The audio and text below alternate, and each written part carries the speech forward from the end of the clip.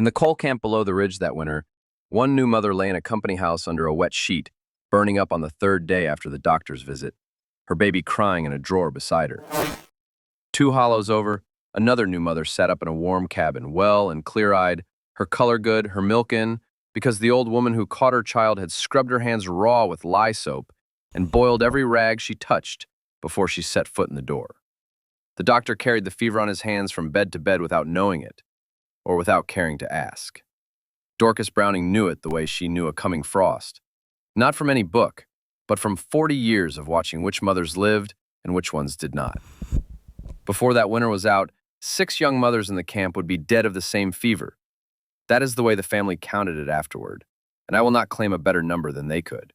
6, by the way they remembered it. And one old woman up in Redbud Hollow could name the man carrying it. That is what this story is about. Not a ghost, not a remedy, not a feud. A woman who washed her hands and boiled her rags, and a camp that called it superstition, and the winter that settled the argument in the only way an Appalachian winter knows how. The specific morning this begins, and I am not certain of the exact week, only that the first hard frost had already glazed the creek stones at Redbud Fork. Dorcas Browning was standing at her black iron kettle in the yard, her breath making small clouds in the cold air, watching steam rise off the water inside. She was 71 years old. She had been doing this for 4 decades, the boiling and the scrubbing, and she did not require anyone's permission to keep doing it. Ivy Browning, 11 years old and about as talkative as a fence post, carried another bucket from the spring house and tipped it in without being asked. The water hissed against the hot iron. Dorcas Browning nodded once. That was the whole of their morning conversation, and it was enough. Inside the kettle, strips of clean linen, rolled tight and tied with cord, turning slow in the boiling water. Old flour sacks cut into squares, a length of flannel that had once been a shirt of Ephraim's, cut down and pressed into service. Everything that would touch a new mother or a new child went into that kettle before Dorcas Browning went anywhere near a birth. She had been doing it since before Ivy's mother was born. She had been doing it since some of the grandmothers in Logan County were themselves in diapers. It looked absolutely spectacularly unnecessary to anyone walking past, which, that particular morning, was Beulah Muncie. Beulah Muncie lived 3/4 of a mile down the hollow by the big sycamore, and she had opinions the way some women have china, displayed prominently, handled often, never questioned. She came up the frozen track with a basket on her arm and stopped at the yard gate to watch Dorcas Browning stir the kettle with a long wooden paddle. "Dorsey," she said, "you know boiling a rag don't change what's in it." Dorcas Browning did not look up. "Morning, Beulah. My grandmother never boiled a thing in her life, and she took 12 babies without losing a mother." "Your grandmother was lucky," Dorcas Browning said, "and now she's dead." Beulah Muncie made a sound that was not quite a laugh and walked on down the track. That was the end of that conversation. It would not be the last time someone in that hollow would say something similar, and it would not be the last time Dorcas Browning would decline to argue the point. She had stopped arguing it somewhere around 1902, when she realized that the arguing never once changed what she did with her hands, and the hands were the part that mattered. Alta Chambers was 26 years old, wife of Grover Chambers, who worked third shift on the long wall at Tarkland Fork, and she was well into her 3rd pregnancy when Dorcas Browning came down to her on a Tuesday morning in early November. The family memory places it a Tuesday, though the county register and the family disagree on this point by one detail, and I am setting that aside. What the county register does confirm is the child's birth in that month of that year. What the family confirms is everything else. Dorcas Browning arrived at the Chambers house before first light. Ivy came with her, small and quiet, carrying the bundle of boiled linen in a covered basket. Dorcas Browning stopped at the door, set down her bag, and did what she always did before she crossed any birth room threshold. She poured water from the jug she had carried, added lye soap from the block in her bag, and scrubbed her hands. Both of them. Up past the wrists. Under the nails with a small brush she kept in a cloth sleeve. She scrubbed until the skin was pink-red and tight-feeling, the way she'd learned to recognize it. And then she rinsed and dried on a cloth that had come out of the kettle that morning. She had been doing this for 40 years. Her knuckles were rough as bark from it. She did not find this remarkable. Inside, the Chambers house was warm. Grover had been up in the night banking the fire, which was the right thing to do and which Dorcas Browning approved of silently. Alta Chambers lay on a pallet near the hearth, her face composed, working through a contraction the way a woman does when she has done this before and knows what is coming and has decided not to let it humiliate her. Her two older children were at a neighbor's. The room smelled of wood smoke and the faint sweetness of pine sap bleeding from a green log. "How are you feeling?" Dorcas Browning asked. "Same as last time," Alta said. "Only earlier." "Good." Ivy set down the basket and went to heat the water. She did not need to be told. She had been coming to births since she was 8 years old, not by accident, not by sentiment, but because Dorcas Browning had decided that a quiet child who could follow instruction without flinching was more useful than half the grown women in the Hollow. And Ivy Browning had proven this to be an accurate assessment on more than one occasion. The labor lasted most of the morning.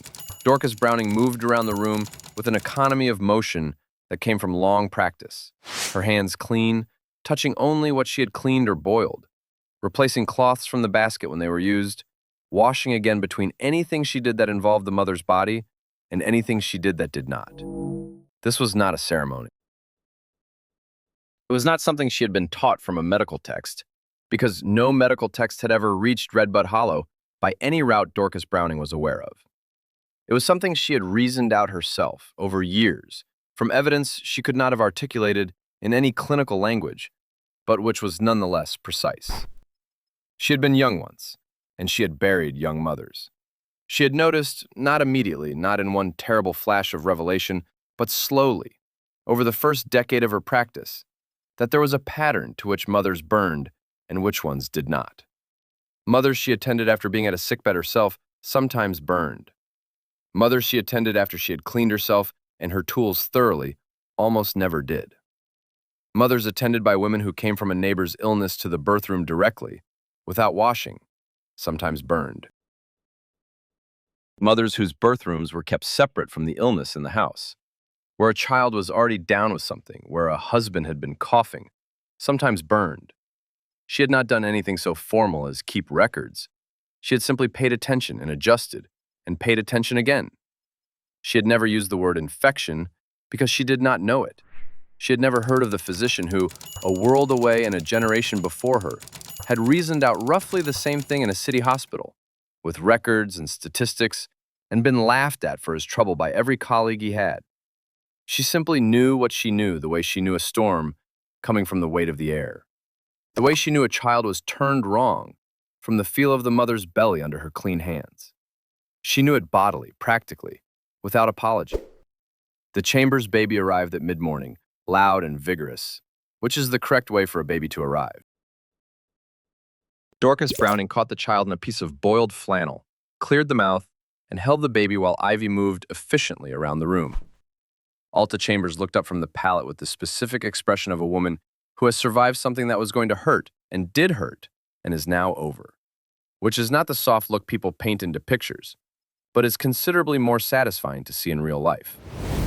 "Boy or girl?" Alta asked. "Boy," Dorcas Browning said. Alta Chambers closed her eyes for a moment, then she said, "Grover wanted a boy." "Most of them do," Dorcas Browning said. This is the detail everyone who told the story afterward remembered. Dorcas Browning's hands when she passed the baby to his mother, still pink from the lie. She had washed again after the birth, the same way she had washed before it. The baby went to Alta Chambers' arms, wrapped in clean cloth, and Alta Chambers was sitting up and nursing him by the time Dorcas Browning packed her basket and prepared to go. Alta Chambers would be well. She would be on her feet in 3 days. She would live to see that boy grow to a man, which was not a thing every mother in that camp could say of herself by the end of that winter. Down the hill at Tarkland Fort Camp, a young doctor with a fresh diploma and a black leather bag was making his morning rounds. This is the other half of the story. The half that begins, as so many halves of stories do, with someone who is entirely certain he is doing things correctly. I have changed the names here and the hollow with them. The county register and the family remember the winter, not always the same way. Island Creek Coal Company had been pulling coal out of Logan County since the turn of the century. and by 1908, the Tarkland Fork operation had a camp of maybe 40 families, company houses in rows, a commissary, a company doctor. The company doctor was provided as a benefit to the families of the men who worked the seam, which meant that his services cost the families nothing directly and cost them considerably more in other ways, which no one in the camp had any framework to calculate yet. Dr. Vernon Ashcraft was 33 years old. He had a diploma from a city medical school, which he had earned legitimately and studied for diligently, and which conferred on him, among other things, a rectangular opinion about medicine that had not yet been chipped at by sufficient experience. He was not a bad man. He was not cruel. He had energy and ambition and a genuine intention to do well by the families in his care, which is almost worse than indifference in certain circumstances because it makes the thing so much harder to argue against. He carried a black leather bag. The bag had a good clasp, with a satisfying click when it shut. He wore a gray coat and a hat against the morning cold, and when he walked down the rows of company houses, he walked with a briskness that communicated competence to anyone watching from a window, which was most of the camp on any given morning. He smelled faintly of carbolic, not strongly enough to matter, not the scrubbing down of instruments that a different decade of medical practice would eventually require, but a gesture in that direction. A cloth dampened with the stuff wiped over the handles of his forceps, which he kept in the bag in their original roll of oilcloth. The carbolic smell clung to the bag without necessarily reaching his hands, which was not a distinction he had been trained to consider. On the morning that matters, a morning in the second week of November, 2 days after Alta Chambers' boy came into the world clean and loud up in Redbud Hollow, Dr. Vernon Ashcraft began his rounds at the house of a man named Combs, who had been running a fever for 4 days, and whose wife was managing him with wet cloths and worry. Ashcraft went in, assessed the man, adjusted the recommended treatment, and came out of the house buttoning his coat against the cold. He paused in the lane and wiped his hands on the hem of his coat. Not carefully, not with soap, because the nearest water in the lane was a frozen trough 20 yards away. He wiped his hands on the wool of his coat, the way a man wipes flour off his hands, a reflex, a courtesy, and reached into his bag for his notebook to mark the next address. The next address was a woman named Polly Dials, 22 years old, who was a week from her time and whose husband had come to the commissary the day before to put in the notice. Ashcraft had her address in the notebook. He walked down 2 rows of company houses, his bag in his hand, and knocked on the Dials' door. The bag went on the table inside. The hands went to the mother's belly through the examination, checking position, assessing the progress of the labor. The hands that had, 10 minutes prior, come out of a fever-sick man's house without washing. No one in the room noticed this as a problem. Mrs. Dials did not notice it. Her mother-in-law, who was present, did not notice it. Dr. Vernon Ashcraft did not notice it, because it did not, within his understanding of how illness moved through the world, represent a problem. He would have been surprised and somewhat offended to be told otherwise. "Everything looks fine," he told Mrs. Dials. "Send for me when the pains are closer together." "Yes, doctor," she said. He clicked his bag shut and moved on to the next house. And that was the end of it, as far as the camp was concerned. Beulah Muncie, had she been present, would have found nothing to object to. The young doctor had a diploma. He had a bag with a good clasp. He had walked down from the medical office with purpose and authority, and he had examined the woman and pronounced her fine. That was what a doctor did. That was the correct order of things. Whatever Dorcas Browning was doing up in Redbud Hollow with her iron kettle and her lye soap and her paddle, stirring rags and boiling water at 6 in the morning in the freezing cold, well, the camp doctor was right there and he had a diploma. What Beulah Muncie did not know, and what the camp did not know, and what Dr. Vernon Ashcraft himself did not know, was that a fever could travel from one house to the next without a horse and without a cart and without any vehicle more complicated than a pair of human hands that skipped the step that would have stopped it. Dorcas Browning knew. She had not known it in Latin, had not known it as a germ or a bacterium, or any term that would have satisfied a medical school examiner. But she had known it for 30 years as a practical and observable fact, the way she knew that a wound cleaned with boiled water healed better than a wound cleaned with creek water. The way she knew that a mother who was kept warm and dry and away from the sick child in the other room did better than a mother who was not. She had accumulated this knowledge the way you accumulate the knowledge of a river crossing you have made many times, not as a theory, but as a thing your feet know before your head does. The same hands, she would think, watching Ashcraft's figure from a distance. The same hands. Her own hands were rough from the lie, always rough from October to March especially, when she was in and out of the cold and the hot both, back and forth from the kettle to the spring house to the birth room, washing and rewashing. The skin at her knuckles cracked in the dry winter air, and she rubbed tallow into them at night, and in the morning she washed again before she touched anything that was going toward a birth. Her hands looked like what they were, tools that had been used hard for 40 years and maintained accordingly. She had been at her first birth the winter she was 31.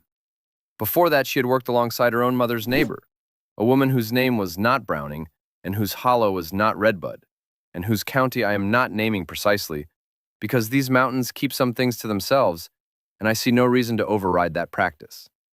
What she had learned from that woman was not written down and is not recoverable in any archive.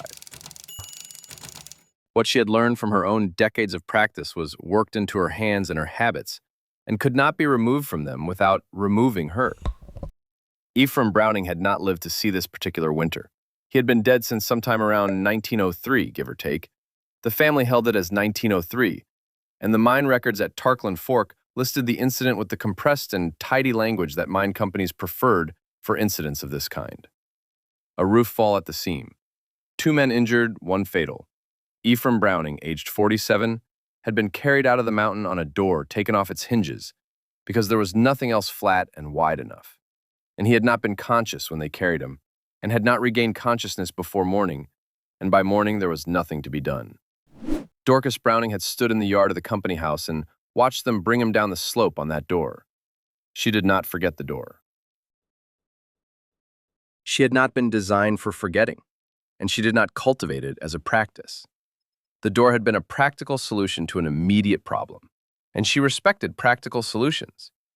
She also did not forget who had made the decision about the roof supports, and who had written the report afterward, and whose word the county had taken about the state of the seam. It was not that she bore malice toward the company. Malice was an exhausting enterprise, and she had work to do. It was more that she did not grant them authority they had not demonstrated the right to hold. This is why when Island Creek Coal Company sent Dr. Vernon Ashcraft to Tarkland Fork with his diploma and his black bag and his company salary, Dorcas Browning did not simply defer to the arrangement. She noted it, she watched it. She formed her own assessment and kept it to herself mostly, except on those occasions when a mother up in the hollow asked her opinion, at which point she gave it plainly and without theater. The company provided the doctor free of charge to all mining families, which was a genuine benefit, and she acknowledged it as such. She also noted that the doctor had not, in her observation, boiled anything he was going to put near a mother. She noted that he walked from the fever houses to the birth houses without washing his hands in between. She had seen him do this 3 times by early November, from different distances and at different angles, and each time she had filed the observation away with the same attention she gave to weather signs and the behavior of sick roots in her garden. She was not going to march down to the camp commissary and announce this. She had lived 71 years in Logan County, and she understood, in the particular and granular way that experience teaches, exactly how that conversation would go. A widow woman from up the hollow, with no diploma and no English medical terminology, and no institutional affiliation except 4 decades of not losing mothers, walking into the company office to tell them their doctor needed to wash his hands. She could write the response herself without leaving her kitchen. She kept watching. Ivy Browning, meanwhile, had been keeping her own kind of count, though she would not have described it that way.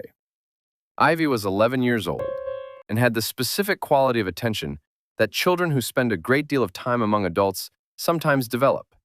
She watched everything, said almost nothing, and remembered with an accuracy that occasionally startled the adults around her.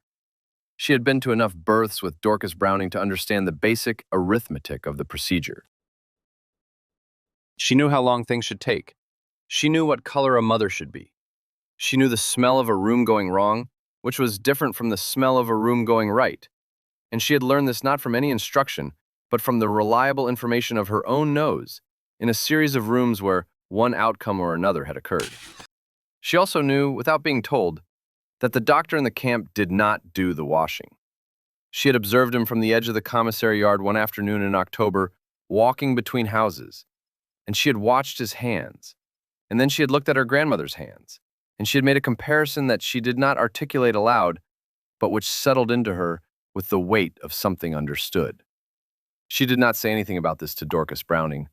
Dorcas Browning did not require her to say anything. They had a partnership built on observation and the efficient deployment of practical assistance, and it had served them both well enough to continue. The root cellar was dug into the south-facing slope behind the house, the door facing the hollow. Dorcas Browning kept it well stocked with what the hollow and her own cultivation could provide. Dried herbs in paper packages she had wrapped herself and labeled in the angular hand of a woman who had taught herself to write from a single primer and a great deal of determination. Jars of preserves that had nothing to do with medical practice. Jars of tinctures and preparations that had everything to do with it. The spring house over Redbud Fork was 30 yards from the kitchen door, and Ivy made that trip multiple times on any morning when there was a birth in prospect. Carrying water up, carrying the used basins back. The cold kept things clean that warmth would not. The apothecary corner in the kitchen was Dorcas Browning's only visible concession to the idea that her practice was a practice rather than simply a way of living. A shelf above the dry sink held 6 or 7 bottles, a mortar and pestle worn smooth from use, and a folded cloth that served as the surgery she would put things on if she needed to work at the table. Nothing on that shelf was unfamiliar to a person raised in these hollows. Everything on that shelf had a use she could demonstrate, and she had demonstrated most of them over the course of 40 years to anyone who had been willing to watch. She had trained no one exactly. She had allowed certain women to accompany her, as her mother's neighbor had allowed her to accompany, and from that accompanying certain things were transferred that could not be written in a curriculum. Ivy Browning was the most recent recipient of this informal transmission. Whether Ivy would continue it was not a thing Dorcas Browning had decided yet. The lye soap sat on a slab of wood next to the kettle stand in the yard, under a piece of oilcloth to keep the frost off it at night. It was a bar she had made herself in September, the way she made a bar every September, from the rendered fat of a pig they had kept and the wood ash lye she had run off over the summer. It was stronger than any soap sold at the commissary, and it smelled of nothing pleasant. She did not require it to smell pleasant. She required it to do the work, which it did.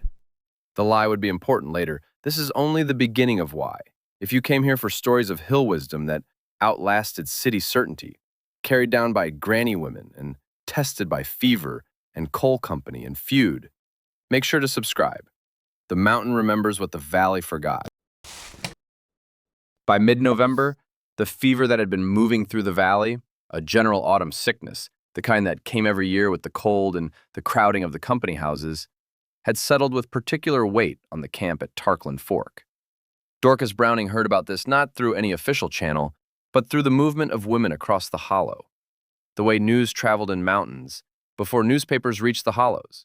A woman mentioned it to another woman, who mentioned it at a well, who was the sister of someone at the Chambers place. And so the information eventually walked uphill to Redbud Hollow. 3 families were down, 2 children sick. A man named Varney was feverish and had been feverish for a week, and his wife was frightened, and Dr. Ashcraft was visiting daily, which was reassuring to everyone who felt reassured by daily visits from a doctor with a good bag and a pressed coat. What Dorcas Browning registered when she received this information was not the fever itself. Fevers came every autumn, and most of them resolved. What she registered was the timing. There were women in that camp who were close to their time. She could name 4 of them from memory, having attended their previous births or heard of them through the same network of women that carried all other intelligence. 4 women who would be giving birth sometime in the next 6 to 10 weeks, in houses that were either already visited by the fever or close to houses that were. And the camp had 1 doctor, and he was visiting the fever houses daily, and he walked between houses the way he walked, with his bag and his coat and his clean-looking efficiency. She did not say this to anyone in the hollow. There was no point in saying it to anyone in the hollow. The people in the hollow were not the ones in danger. Otho Sizemore was a large man with a flat way of speaking that came from years of supervising men in small spaces where volume was less useful than clarity. He was 45 years old and had been the mine foreman at Tarkland Fork for 9 years, which meant he had institutional authority over almost everything that happened in the camp, and used it with the efficient economy of a man who had learned that talking past the necessary point never accomplished more than talking to the necessary point. He thought well of Dr. Ashcraft, or at least thought well of the arrangement that Ashcraft represented. A company doctor, paid by the company, keeping the mining families healthy enough to work and satisfied enough to stay. He had no opinion about Dorcas Browning, except the opinion of a practical man, toward an old woman who had been delivering babies in the hollow since before his time, and whose babies, as far as he had ever heard, generally survived. This was not nothing. But it was also not a diploma, and Otho Sizemore was a company man, in the way that meant the company's structures meant something to him. When Beulah Muncie mentioned, one afternoon at the commissary, that old Aunt Dorsey up in Redbud Hollow boiled every rag she used at a birth and scrubbed her hands like she was trying to get the skin off, like the Lord himself was going to inspect them afterward. Otho Sizemore offered the following contribution to the discussion. "Well," he said, "the company's got a doctor." That was the end of the conversation, as far as Otho Sizemore was concerned. And as far as the camp was concerned, it was very nearly the end of the question altogether. There was a young woman named Sudie Justice. She was 20 years old, and her husband, Coy Justice, worked the cutting machine on the long seam. And she was carrying their first child through the late fall with the particular combination of hope and terror that belongs specifically to first pregnancies and to women who live close enough to other women to have heard, in detail, what the process involves. She had good color and good strength, and she was not afraid of work, and she was, by Dorcas Browning's private assessment, formed at a distance, at a church gathering in October, watching the young woman stand and sit and move, carrying well, and likely to come through it without serious complication if the birth went clean. Dorcas Browning had not said this assessment aloud. It was not her place to offer assessments of women who had not asked her, whose family had not asked her, and who had the company doctor available at no cost to them. She had looked and noted and kept her own counsel, which was a habit she had developed over 71 years, for good reason. Sudie Justice had the company doctor. The company had made this arrangement, and Coy Justice was a company man the same way Otho Sizemore was a company man, which meant the structure of the arrangement had the kind of gravity that doesn't require active enforcement because most people, most of the time, simply move along the grooves that have been worn for them. The fever in the valley was moving. This was the part that Dorcas Browning tracked like she tracked weather. Not by any single sign, but by the accumulation of small signs that added up to a direction. She knew which houses were sick. She knew which routes the doctor walked between them. She knew, without needing to see it directly, what his hands looked like between those houses, because she had seen it before, 3 times, from different distances, and the 4th time was not going to be different. She was standing on the frozen track above the camp one afternoon in the 3rd week of November, having come down as far as the ridge edge where the bare chestnut logs of the timber cut gave way to the slope above the company houses. She had come for no particular reason that she would have named to anyone who asked. There was a woman in the 3rd row she had been keeping account of in her head, a woman due before Christmas, whose previous birth had been slow, and Dorcas Browning sometimes walked near things she was thinking about, the way some people pace when they are calculating. She could see the rows of company houses below, the smoke coming from the chimneys in thin gray lines in the cold air. She could see the frozen ground between the houses, where a half-dozen children were doing something with a stick and a tin can. She could see the commissary, and past it, the narrow track that led up toward the mine office and the medical building. And she saw Doctor Vernon Ashcraft come out of the Varney house, the one that had been sick the longest, the one with the man who had been feverish for 10 days, with his black bag in his hand. He paused in the lane and pulled his coat straighter and put his hat back on his head. He looked, from the ridge, like competence itself. He looked like a young man with a plan and a schedule and the authority of his institution behind him. He turned left in the lane. The left turn went toward the lower row of houses. The lower row of houses was where the Justice family lived. Sooty Justice was 20 years old, and she was close enough to her time that Dorcas Browning had noted it. She was 3 days from the day, by Dorcas Browning's calculation, though calculations of this kind have their own margin of uncertainty, and she held it loosely, as she held all such calculations. Close enough. Close enough that a doctor making his rounds would be checking on her, assessing, keeping the file of her in his head the way he kept all the files. Dorcas Browning watched Ashcraft's figure cross the lane toward the lower row of houses. She could see the black bag in his hand, the same hands. He had not stopped at the pump. There was a pump in the commissary yard, 40 yards from the Varney house, 40 yards that he had walked in the wrong direction. He had buttoned his coat and turned left, and was now walking toward the lower houses with the same hands he had examined a fever patient with. Because that was how he moved through his day, because no one had given him a reason to do otherwise, because the medical school he had attended had not yet absorbed the chain of evidence that would eventually make hand-washing between patients a standard and unremarkable expectation. He did not know he was carrying anything. Dorcas Browning knew. She was standing on the frozen track above the camp, with her breath making small clouds and the cold coming up through her boots from the frosted ground. And she watched the young doctor's figure diminish as he walked toward the justice house. The mule path down into the camp was 30 yards to her left. If she took it, she would be at the bottom of the ridge in 4 minutes, in the camp lane in 6. She knew the way she knew every path in this county. Not by thinking about it, but by the soles of her feet, which had made every calculation already. She took one step toward the path and stopped. She had not been called. The family had not sent for her. The camp had not asked. The company doctor was already on his way, which was the arrangement, and she was an old woman from up the hollow, with rough hands and a kettle, and there was no version of the next 10 minutes that did not end with her standing on the justice porch explaining herself to Otho Sizemore or Coy Justice, or some other man who would look at her the way men looked at old women who showed up uninvited to tell them their doctor was wrong. She stood on the frozen track and watched, the same hands, she thought, walking down toward that house with the same hands. Ivy appeared at her elbow, having come up the path from behind. She had been collecting something from the edge of the timber line, something she'd wanted for Dorcas Browning's apothecary corner, some small, useful thing she'd seen on the way down. "Mamaw," Ivy said quietly. Dorcas Browning did not answer. She was watching the black bag disappear around the corner of the last company house in the row. The smoke from the justice chimney rose in a thin line against the gray sky.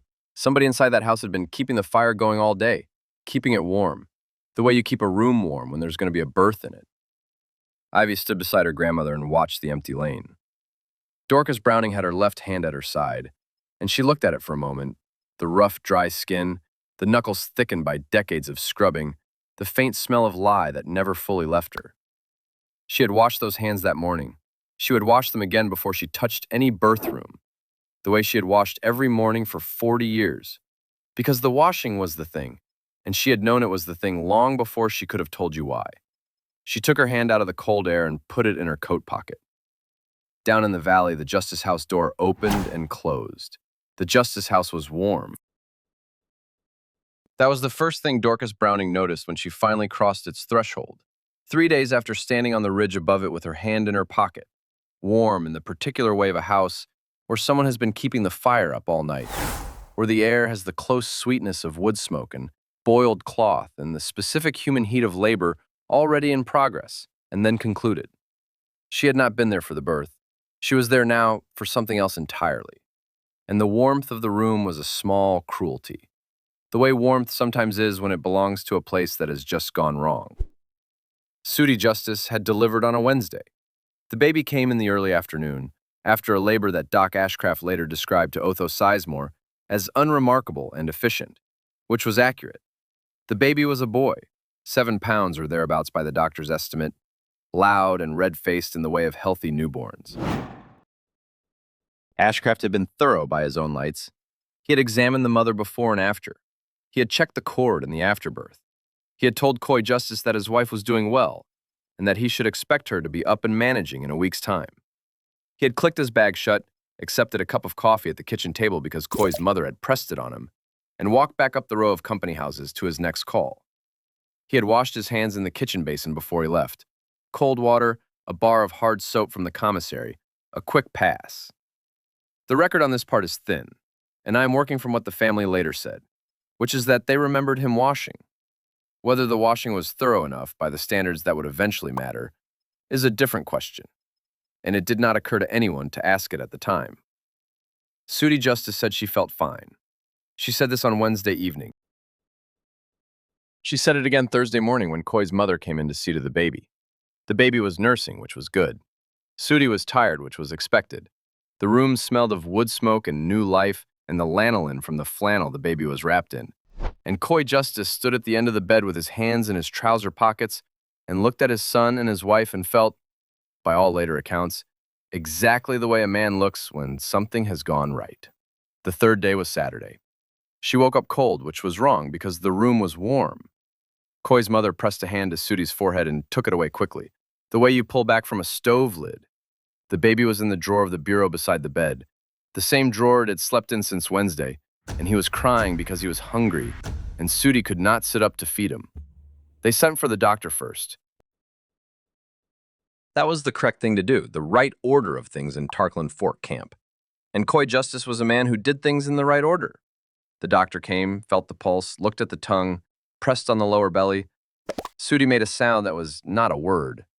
Ashcraft gave instructions for cold compresses and willow bark tea and said he would return in the evening. And there was something in his face when he said it, a tightening around the eyes, a quality of controlled attention, that Koi's mother read correctly, even if she did not name what she was reading. They sent for Aunt Dorsey 2 hours later. It was Koi's mother who sent for her, not Koi. This detail matters because it tells you something about who understood what was happening and who was still hoping it was something else. Koi Justice was at the mine, which is where he was supposed to be on a Saturday morning in 1908, and his mother had been managing births and their aftermaths in Logan County for 30-odd years, and she knew the smell of a room going wrong. She had smelled it before. She sent the neighbor's boy up the hollow path at a run. Dorcas Browning was at the apothecary corner in her kitchen when the boy arrived, and she went without hesitation. She did not hurry in the way of someone panicking. She moved in the way of someone who has received bad news that they already suspected was coming and has been, without knowing it, half prepared. She took her bag, already packed. She told Ivy to stay and keep the fire, and Ivy, who had seen her grandmother's face, said nothing and nodded. The mule path down from Redbud Hollow to the camp was frozen hard. The surface glazed where the afternoon sun had briefly softened it, and then the night cold had come back and sealed it over. Dorcas Browning went down it steadily, her boots finding the places where frozen mud gave a bit more grip than flat ice, her breath coming in short white puffs in the cold morning air. She had made this descent a dozen times in 40 years, maybe more.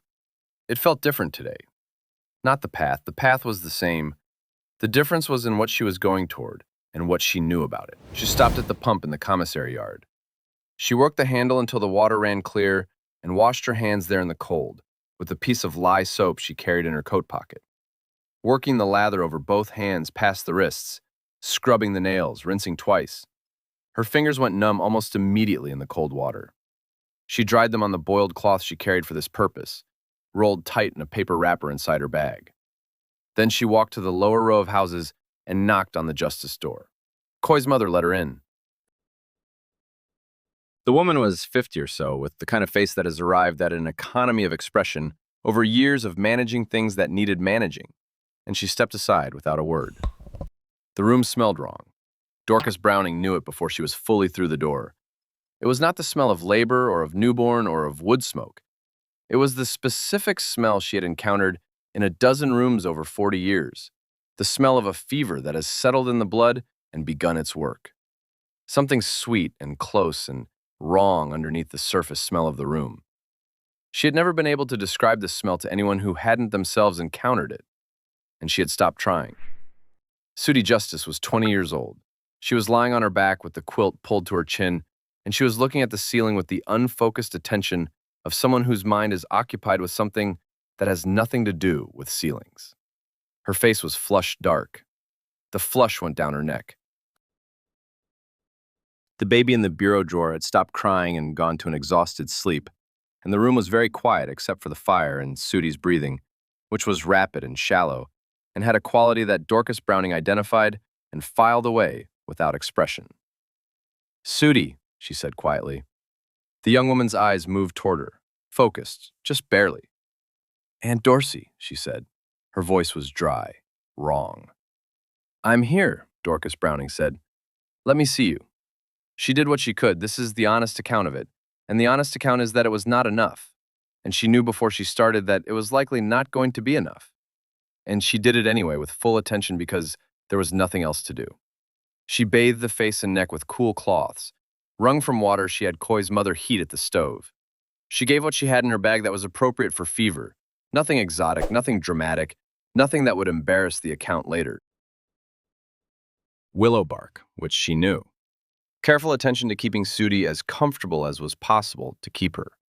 She sat with the young woman through the middle of the day, and Koi's mother sat on the other side, and the baby slept in his drawer and woke and was fed with a cloth dipped in watered milk because there was nothing else to give him, and slept again.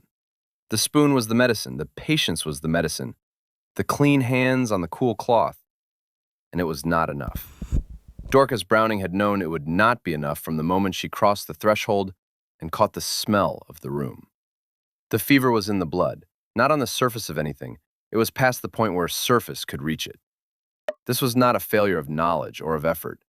It was the honest limit of what any person in that room could have done, the point past which no herb and no cool cloth and no experienced pair of hands was going to intervene.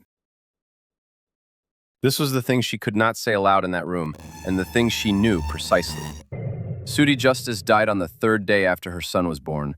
The family counted it as late afternoon, the sun already dropping behind the ridge, the room going gray before Koi's mother lit the lamp. She was 20 years old. The baby was in the drawer. The drawer was at the foot of the bed. This is the detail everyone who told the story afterward remembered. The drawer. The same drawer from the cold open of this whole account. The baby crying beside the dying mother. It was a bureau drawer lined with a piece of blanket, a practical solution to the problem of where to put a newborn in a small house. And it sat at the foot of Sudi Justice's bed. And after she was gone, it sat there still with the baby in it, crying. And the sound of that crying was the only sound in the room for a long time. Koi Justice came home from the mine at the shift change. He was told on the path by someone who had been watching for him, and this saved him from walking into the house unprepared, which was the most that could be done for him. He was 32 years old, and he had come through the mountain all winter without incident, and now he stood in the lane outside his house in the cold, with his mining clothes still on him. And there was nothing anyone could tell him that was going to be useful. Dorcas Browning came out of the house when she heard him in the lane. She stood at the door. She looked at her hands. They were clean. They were as clean as she had been able to make them, scrubbed at the pump, kept clean through the whole of the afternoon, changed the cloths from boiled linen. Everything she knew how to do, done.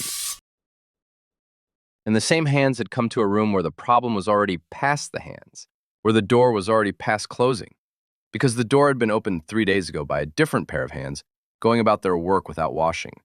And that was not something you could reach back and alter by arriving later with clean ones. She had stood on the ridge. She had seen the black bag going around the corner. She had taken one step and stopped. She had stopped because she had not been called, because that was the order of things, because she was an old woman from up the hollow with rough hands and no diploma. She had stopped and put her hand in her coat pocket and watched the justice house door open and close. And now, here she stood. She did not say any of this aloud. It was not the time, and it was not the place, and it would not have helped Koi Justice in his lane 1 degree. And she was not in the habit of explaining her inner proceedings to anyone, regardless of the circumstances. She looked at her hands for a moment, the cracked knuckles, the roughened skin, still damp from the last time she'd washed at the bedside basin. She put them in her pockets. She walked home up the frozen path in the dark. Ivy had kept the fire. She had also, without being asked, put a pot of something on the back of the stove, something that smelled of onion and the last of the fall's dried vegetables. And she had left a lamp low on the table. She did not ask how it had gone. She had been with Dorcas Browning long enough to read the answer in the way the old woman moved, and she let the silence be a silence and did not try to improve it. Dorcas Browning sat down in the chair nearest the stove. She did not take off her coat for a long time. The fire popped.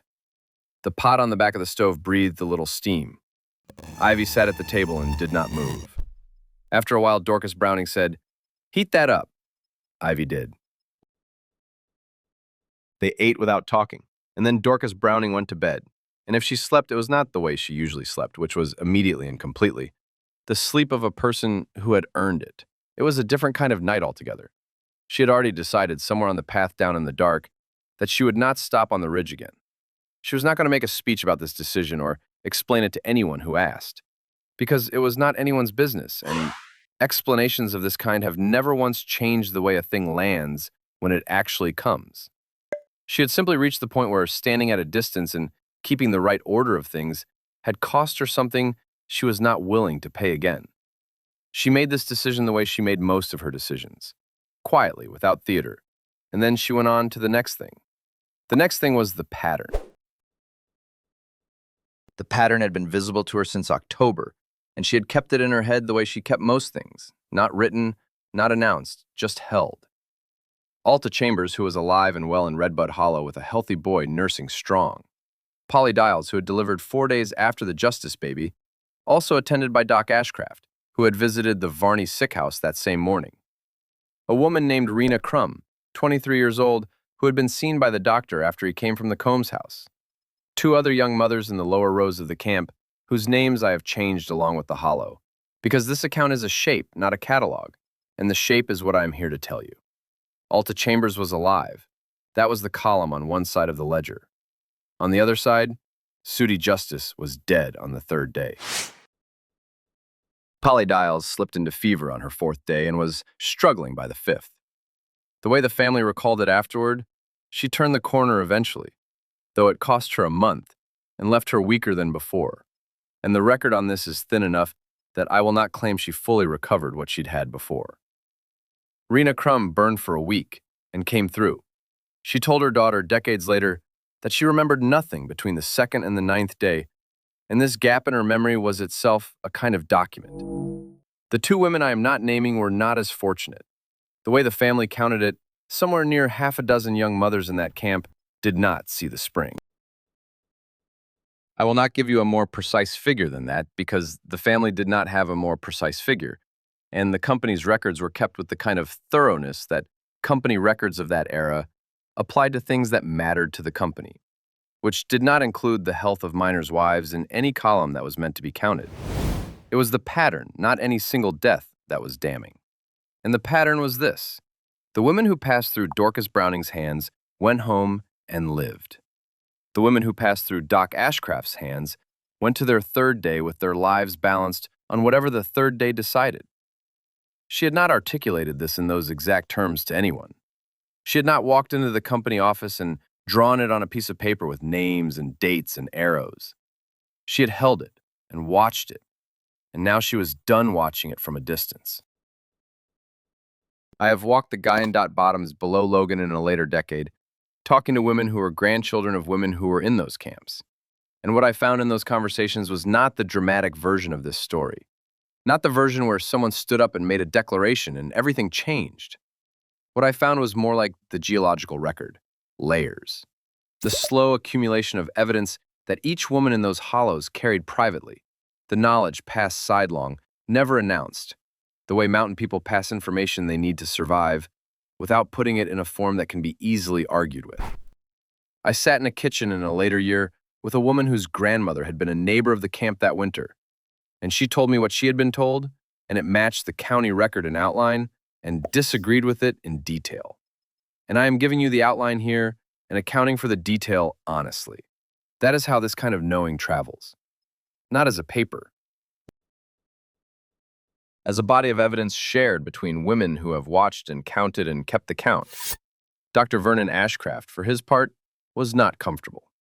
This requires a scene, because the record insists on it, and because fairness insists on it, and Dorcas Browning's story is not actually served by a paper villain.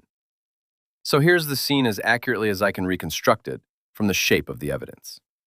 He sat in the company medical building one evening in the first week of the new year, and I am placing this approximately since The exact evening belongs to the part of the record that is gone. With a lamp on the desk and his case notes open in front of him, and he was not comfortable. He had lost Sudi Justice. He had nearly lost Polly Dials. There were two other women in the camp he was watching with the specific quality of attention that a doctor gives to patients he is frightened for, which is a different quality from his ordinary attention and which he had not yet named as fear, but which was fear. He was going over the cases. This was the correct thing to do. He was a conscientious man. He had been trained to review his outcomes and look for patterns and adjust his practice accordingly. And he was doing this now with genuine seriousness. He was also going over them through the only framework he had, which was the framework of his training. And his training had given him a working theory of illness that included miasma and female constitutional weakness, and the particular difficulty of the coalfield climate. And within that framework, there were several explanations available for what he was seeing that did not require him to look at his hands. He looked at his hands. They were clean enough by any standard he had ever been given. He was not a dirty man. He was not careless. He was, if anything, more attentive to his instruments than many doctors of his era and training, keeping them rolled in their oilcloth and wiped with carbolic between uses. He had a genuine commitment to the well-being of the families in his care. He had sat with Coy Justice on the night Sudi died and said the things that were available to him to say, and he had meant them. And he had gone home afterward and not slept well. And this was not the behavior of a man who did not care. He cared. He was wrong. These two things existed in him simultaneously and did not resolve each other. He wrote in his case notes, constitutional susceptibility in the female patient following parturition. Coalfield climate a contributing factor. Recommend ventilation and stronger tonic. He underlined the word ventilation. He thought about the cases again. He thought about the air in the company houses, which was poor, which was genuinely a contributing factor in winter illness of every kind. He thought about the diets of the mining families, which were also poor, and which were also genuinely a factor in general health. He did not think about the pump in the commissary yard. He did not think about the 30 yards between the Varney house and the pump. He had no reason to think about either of those things within the framework of what he had been taught. And the framework was the trouble. And the framework was not his fault. And none of this made Sudi Justice any less dead. Ashcraft closed his case notes and went to bed. He was 33 years old and he was doing everything he knew how to do, and it was not enough. And the only person in Logan County who understood exactly why it was not enough was an old woman in Redbud Hollow who had no way to tell him that he would have believed. Dorcas Browning tried. She did not try in the way of speeches or confrontations, because she had lived long enough to know which approaches produced results and which produced only the satisfaction of having had the argument. She tried in the way available to her, through the women. She went to see Coy Justice's mother 3 days after the funeral. This was a condolence call, and it was accepted as such, which gave her the opening she needed. She sat in the kitchen with the older woman and drank coffee and held the baby for a while, which was the kind of help that is actually useful. And then she said, plainly and without theater, next time anyone in this camp is close to their time, you send for me before Doc Ashcraft comes from the sick houses. Coy's mother looked at her. Before? Before, Dorcas Browning said. The older woman was quiet. Then, what do you know that he doesn't? I know what I've seen, Dorcas Browning said. 40 years of it. The mothers I take clean go home well. The ones that got the doctor after he came from a sick man burn on the 3rd day. I have seen it enough times to be sure of it. Coy's mother was silent for a long moment. She was not a foolish woman. She had lost a daughter-in-law, and she was holding a motherless infant. And she was exactly the kind of person who takes evidence seriously when evidence arrives with a face she already trusts. You think it was his hands, she said, not a question. I think it was the same hands he put on the Varney man, Dorcas Browning said. The same hands. Coy's mother looked at the baby and then looked away. She did not go to Otho Sizemore with this. Dorcas Browning had not expected her to. She had planted the seed in the one place where it could take root without being immediately pulled, and she let it go. Otho Sizemore she tried directly, and this went as she had expected it to go. She caught him on his way to the commissary on a Thursday morning, the cold heavy and the lane frozen into ruts. He was a large man, and he walked like a man who owned the ground under him, which, in the specific sense of a company man in a company camp, was approximately true. Dorcas Browning fell into step beside him, which he tolerated with the patience of a man who has found that old women in hollows are easier to hear out briefly than to avoid entirely. She said what she had said to Coy's mother, in different words. She said it plainly. She did not dress it up in softness because she had not been in the habit of softness with men who had the authority to actually do something.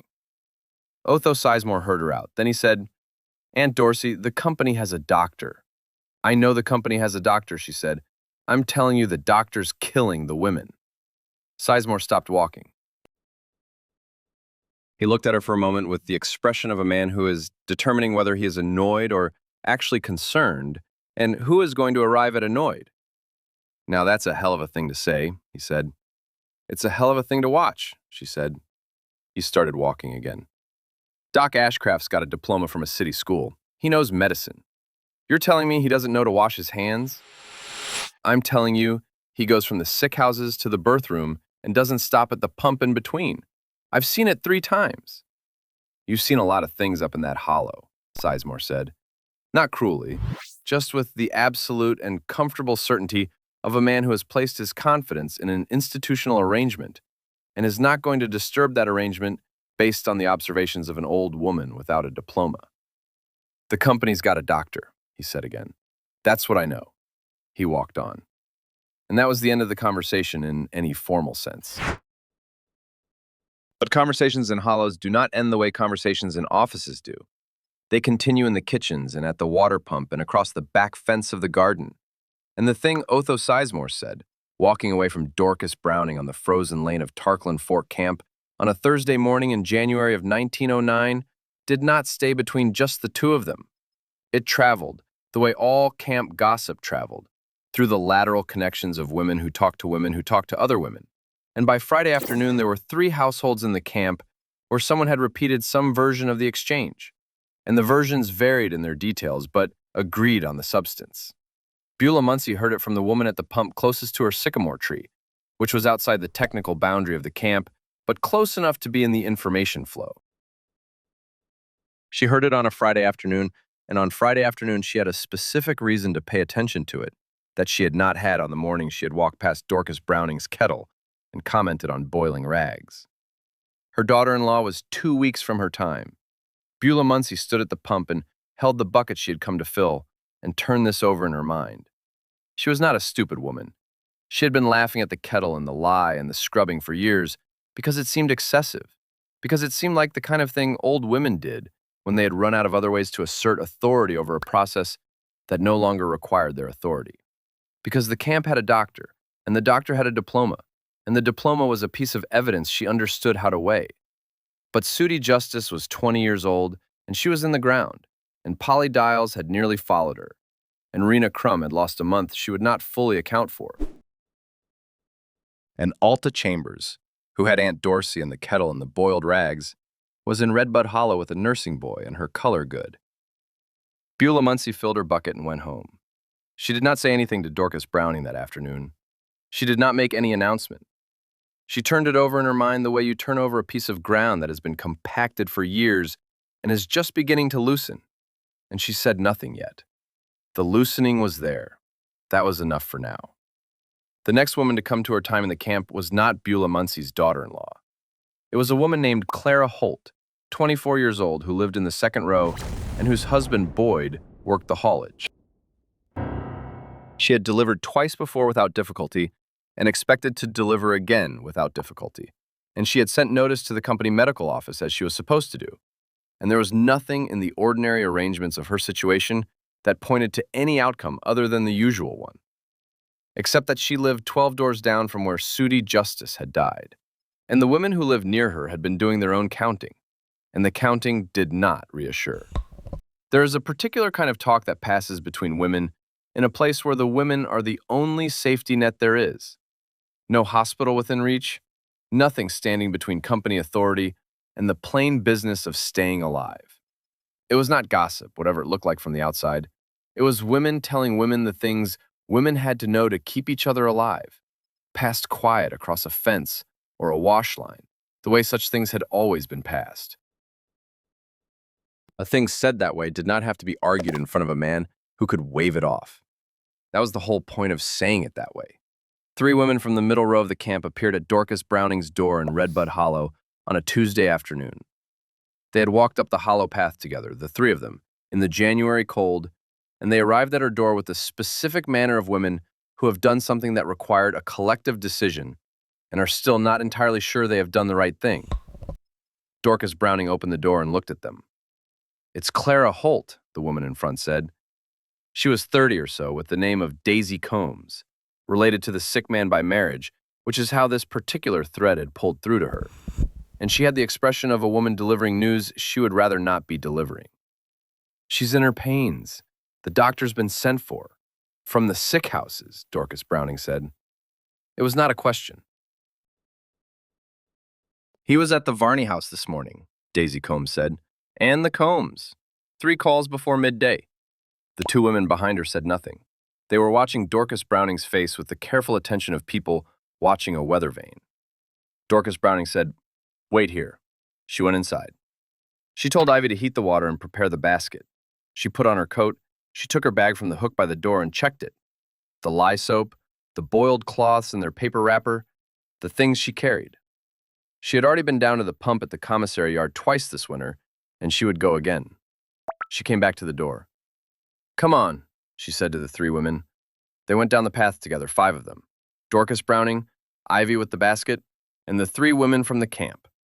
The path was frozen, and the afternoon light was low and flat and gray, the kind of January light that comes off the snow-covered ridges and gives everything the quality of pewter.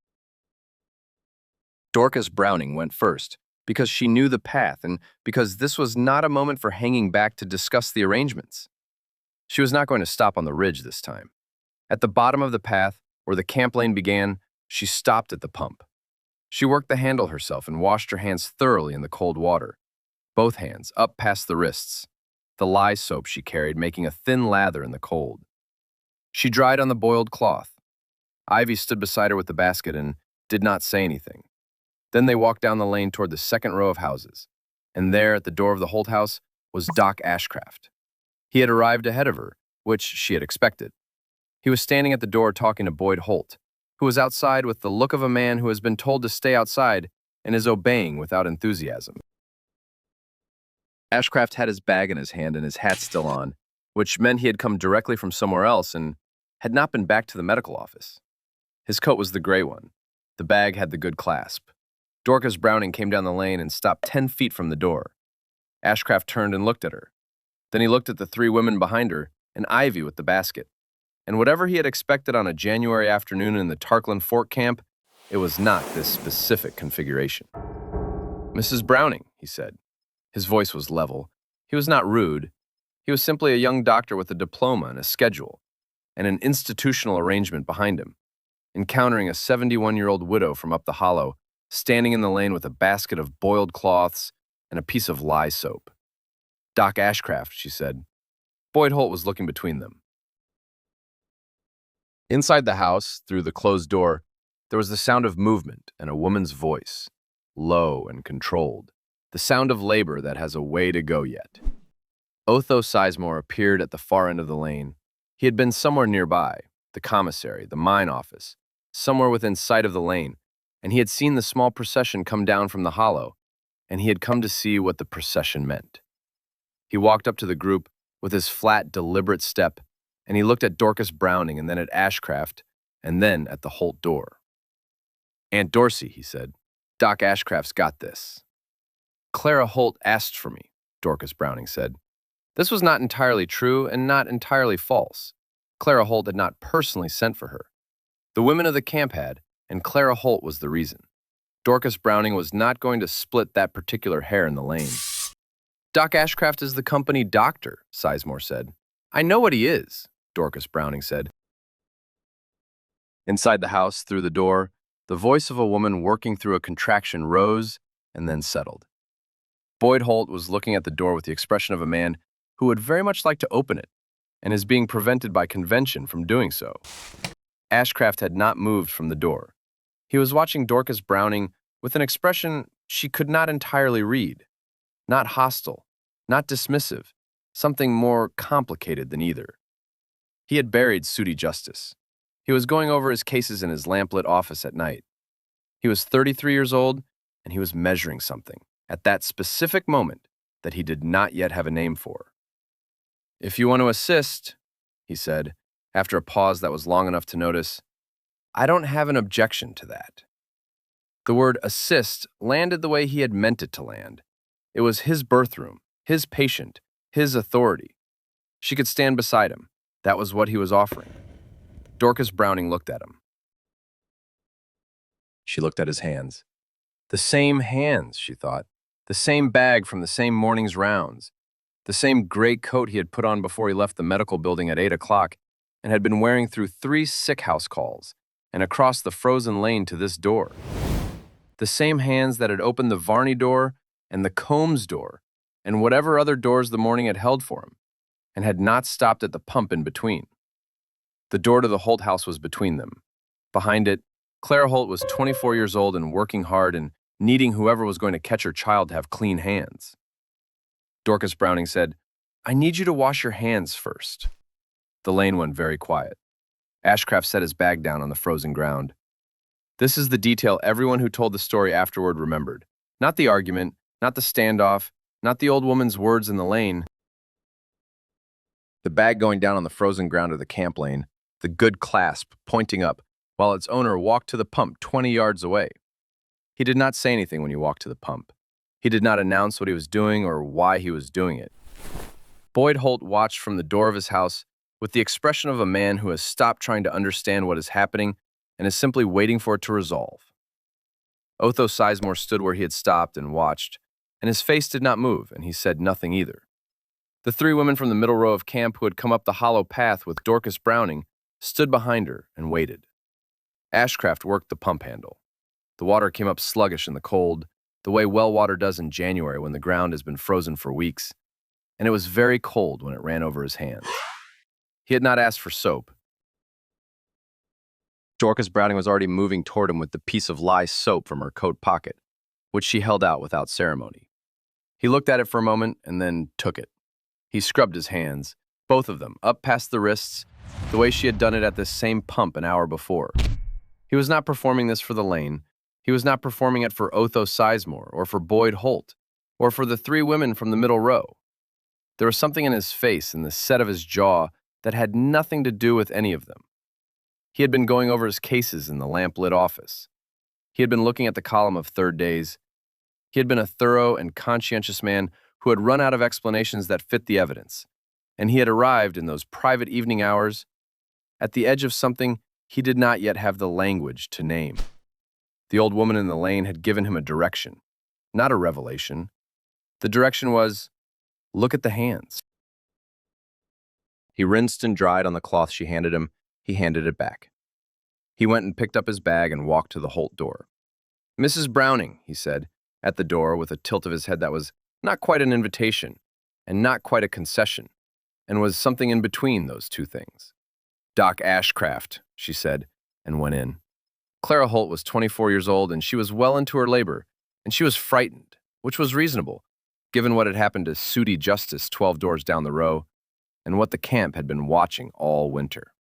She had a good fire and her mother with her and the composed, determined look of a woman who was going to get through the next several hours by force of will, if necessary.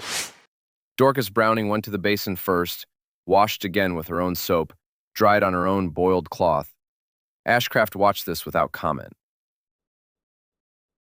He had already washed at the pump, but he watched her wash with a quality of attention that was different from ordinary watching, the attention of someone filing information. He did not ask why she washed twice. He was past asking why and into the territory of watching and noting. The labor went on through the afternoon. The room had the close, warm smell of a birth room in winter, wood smoke and the specific female work of the body, and Dorcas Browning moved through it with the economy of 40 years. She called for hot water and got it, replaced cloths from her basket with the boiled linen, kept her hands clean through every step the way she always kept them. Ivy stood at the edge of the room and did what was needed and was otherwise invisible. as she had learned to be. Ashcraft was competent. She had always known he was competent. His training was real. His attention was real. His care for the woman in front of him was genuine. These were not things she disputed. What she had disputed, standing in the lane, was one specific thing, and he had addressed that specific thing at the pump. And now they were working in the same room and working well enough. Two people with different kinds of knowledge, keeping mostly out of each other's way and attending to the same problem. Clara Holt's boy came at dusk, the winter dark already at the windows and the fire made up high to compensate. He came quickly at the end, the way second children often do, and he arrived sounding exactly as he should. Loud, vigorous, the particular furious cry of a healthy newborn encountering the outside world for the first time with strong opinions about it. Dorcas Browning caught him in a square of boiled flannel, cleared the mouth, checked what needed checking. The same hands, clean this time, from first to last. The same hands that had always been clean. She put the boy in his mother's arms. Clara Holt looked down at the baby with the exhausted, specific attention of a woman who has just been through something hard and is conducting the most important inventory of her life. Fingers, toes, color, cry, breath. "He's all right," she said. "He's all right," Dorcas Browning said. Ashcraft was at the end of the bed, doing what needed doing on his end, and he said nothing for a moment. Then he said, "Good outcome." He said it quietly, and he said it to no one in particular, or to the room, or to the record he kept in his head. He said it the way you say something when you have been afraid of the opposite, and the opposite has not happened. It was not a speech, it was 2 words. It was enough. Outside, the lane was empty and cold and dark. Boyd Holt was brought in to see his wife and son. Otho Sizemore had gone back to wherever foremen go when the immediate situation has resolved without requiring their authority, which is the best possible outcome for a foreman and which Otho Sizemore was experienced enough to recognize as such. The 3 women from the middle row had dispersed to their own houses and their own fires. Dorcas Browning packed her basket in the cold side room where the coats hung. She was tired. 71 years old, and she had been on her feet since before the walk down the frozen path, and the cold had been in her bones all afternoon. And she was tired in the way of someone who has done a full day's work and whose body is accurate about that fact. She put on her coat. She called for Ivy, who materialized at her elbow the way she always did, basket in hand. She did not look back at Ashcraft when she left. She did not look for his expression or his acknowledgement. She had not come to the Holt house for any of those things.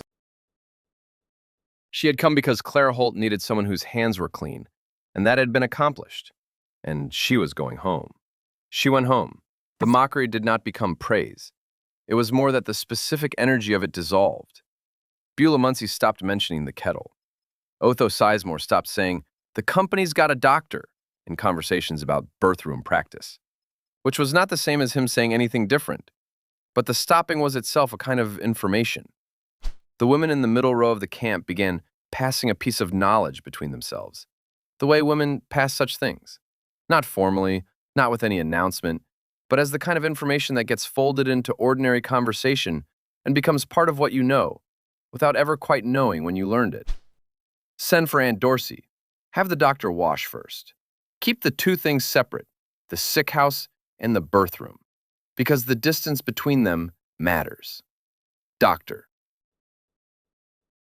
Vernon Ashcraft changed his practice. The record on exactly how and when is thin, the way the record on most private professional changes is thin, because a man who decides to do something differently between one patient and the next does not necessarily write down the moment of decision. What the family counted, what the camp remembered, was that after that winter, the 3rd-day deaths stopped. The specific pattern of young mothers burning in the days after Doc Ashcraft's visits, that pattern did not continue into the spring. The family counted it as a change that held, and I will not claim more precision than the family could. He did not tell Dorcas Browning she had been right. He did not stop her in the lane and say it, did not visit Redbud Hollow with an apology. She would not have known what to do with an apology, and he probably knew this. What he did was something more useful. He asked her a question. It was April, the first real thaw, mud season, when the pads in Logan County become their own particular ordeal and everyone's boots are ruined by March. He came up the hollow to the Chambers place. Alta Chambers had a second cousin about to deliver, and the cousin lived near enough to Redbud Fork that Dorcas Browning was the natural choice, and he encountered her on the path going out as he was coming in. He stopped. She stopped. He had his bag. She had her basket. It was mid-morning and the mud was already softening in the sun, and the redbud trees at the edge of the timberline were just beginning to show their color, which is how Redbud Hollow got its name, if the family memory on that point is correct. He said, "How long have you been doing this, the washing?" She looked at him. 40 years. Every birth? Every birth. He was quiet for a moment. He was 33 years old, and he was standing in April mud with his bag in his hand, and he was a man doing the arithmetic of something he could see clearly in hindsight and had not been able to see at all from in front of it. "The women you take," he said, "they don't get the fever." "Not often," she said. "Not the way yours did." He nodded once. Not an apology, not a speech, a nod. The way you nod when you have received information that has confirmed what you are already beginning to understand and no longer need to argue with yourself about. He adjusted his grip on the bag handle and said, "Is there anything I should be doing that I'm not doing?" This is the detail that the woman who told it to me, decades later, said she had been told by her grandmother, who had been told by Ivy Browning herself, who was there on the path that morning. He asked her that, an exact question, not performing humility, not managing optics, asking, because he needed the answer. Dorcas Browning thought about it for a moment. Then she said, "Boil your instruments. Not wipe them, boil them. And don't go from a sick man to a birth room without washing between." He said, "That's all?" "That's most of it," she said. He went on up the path to the Chambers house.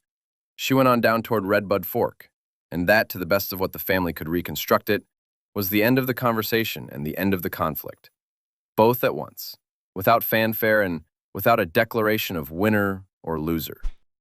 Beulah Muncie's daughter-in-law came to her time in May. Beulah came up the hollow herself.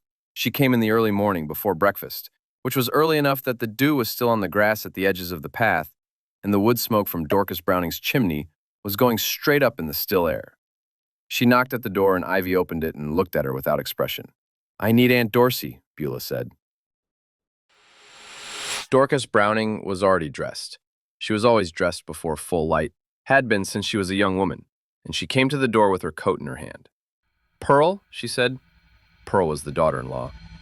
"Since midnight," Beulah said. "I've had Doc Ashcraft sent for too." She paused. Her face had the specific expression of a woman who has something to say that she would rather not say, and who is going to say it anyway because not saying it would be worse. "I want you both there, but I want you there first."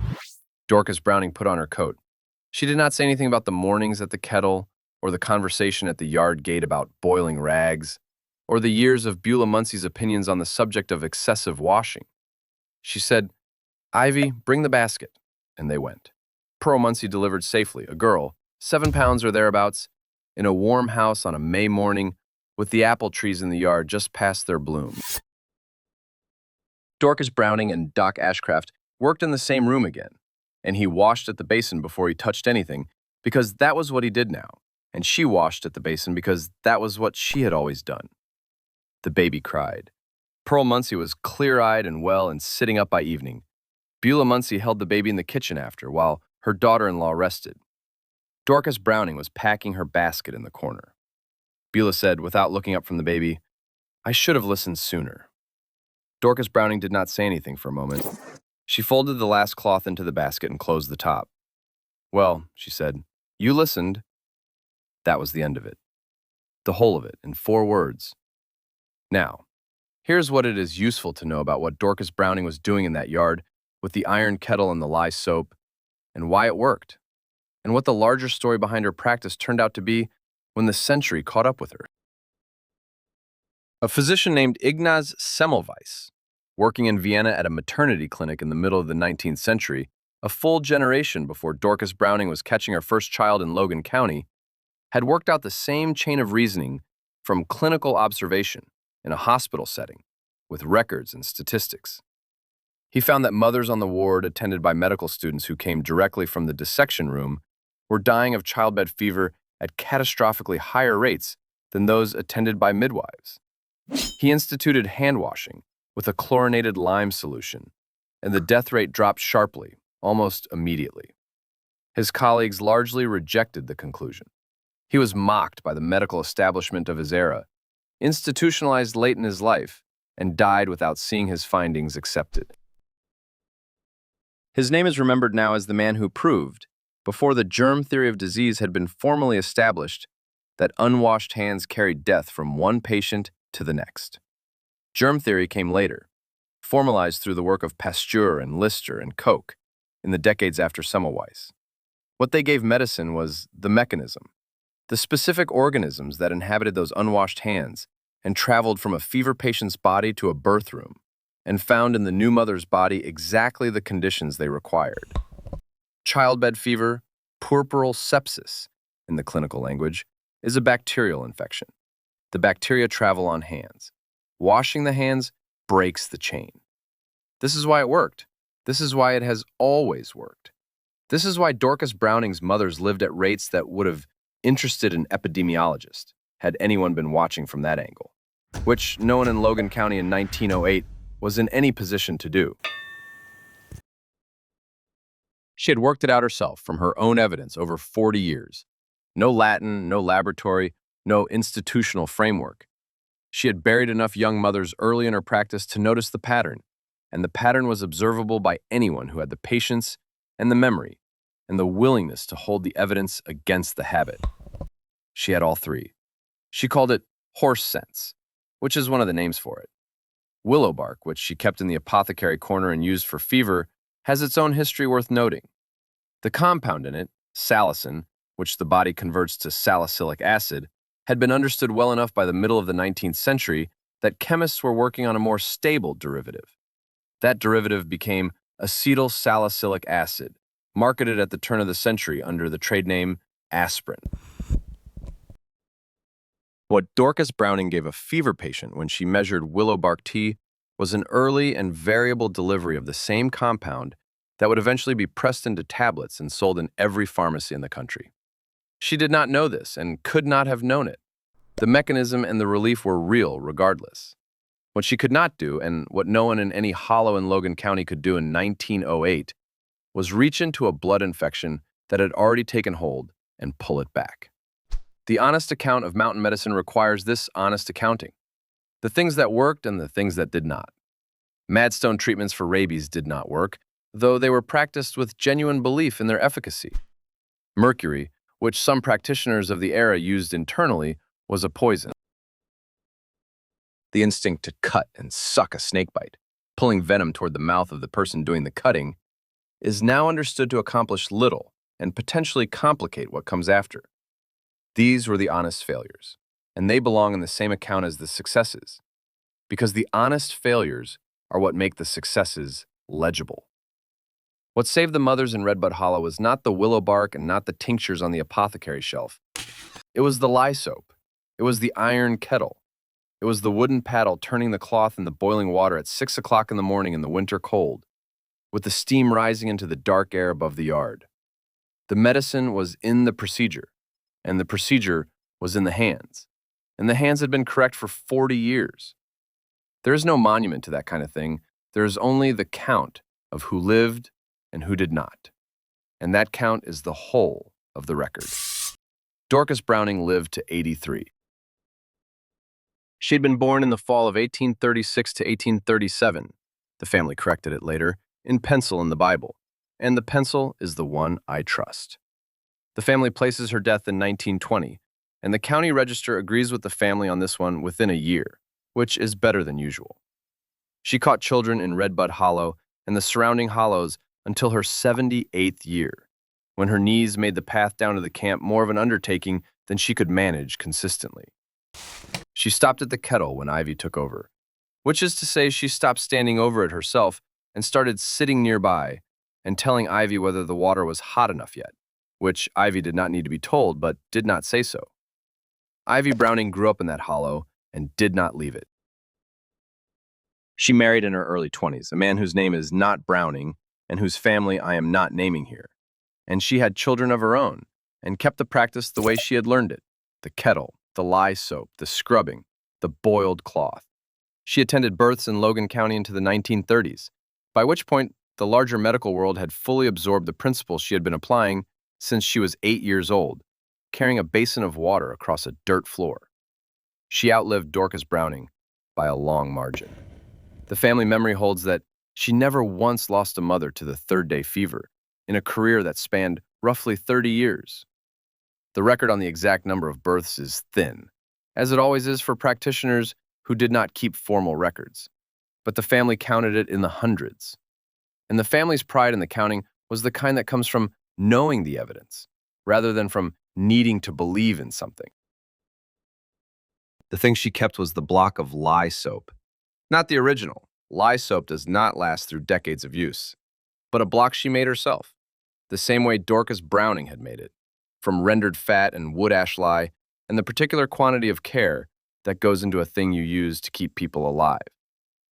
It sat on the slab of wood by the kettle stand in her own yard, under its own piece of oilcloth at night, through all the winters she practiced.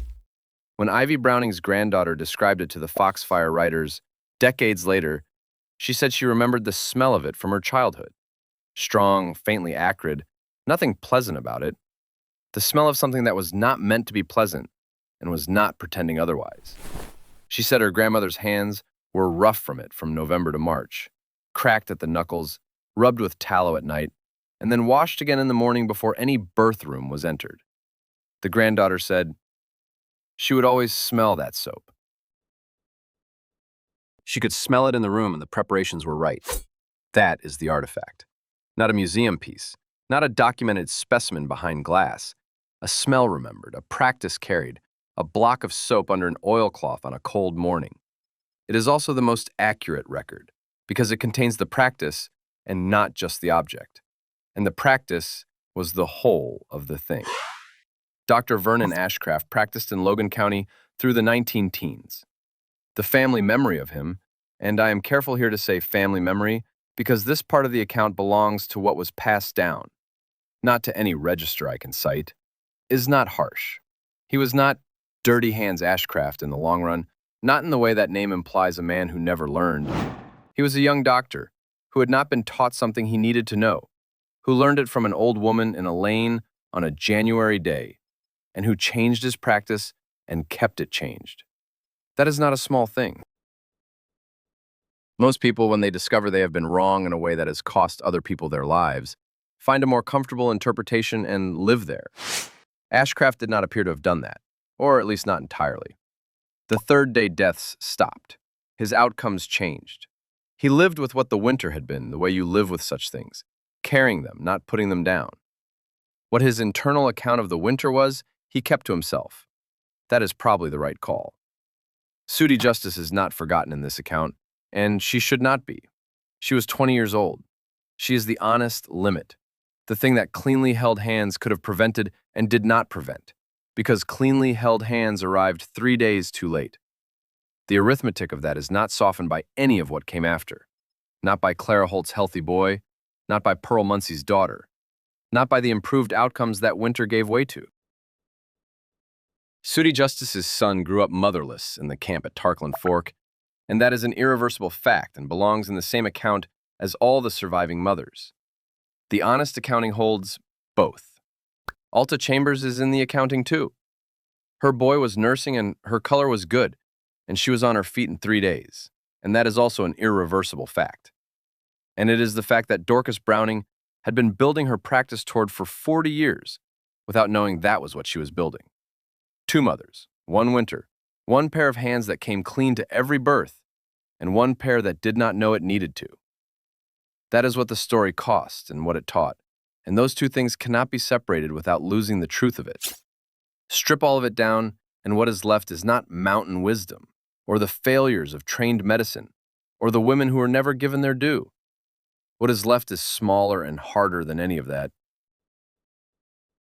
The lives that were saved that winter were saved by someone who washed her hands, and the lives that were lost because someone did not.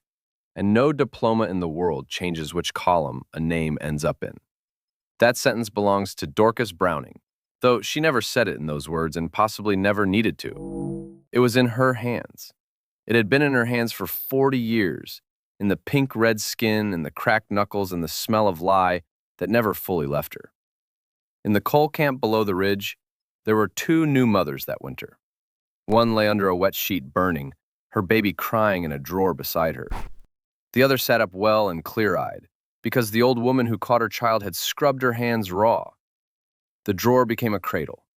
The cradle became a boy who grew to a man. The kettle kept boiling.